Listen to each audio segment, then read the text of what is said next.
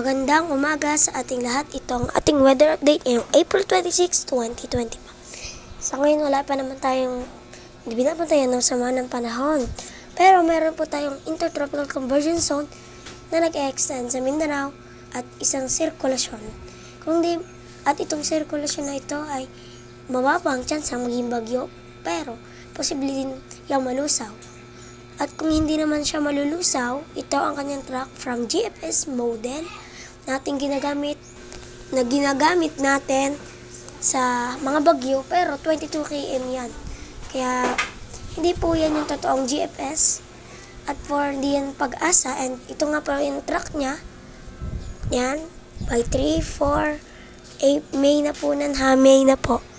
Yan, lalakas ang bagyong ito. Posibleng maging super typhoon sa mga susunod pang mga araw. At sa mga ating balita naman sa ECMWF model ay walang bagyo na namamataan in the next month or next week. At ito nga lang po ang balita natin ngayon.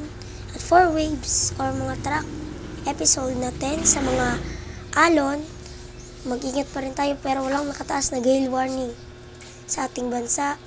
Pero mag-ingat pa rin sa mga pagpalaot dahil medyo matataas ang. Salamat sa panonood.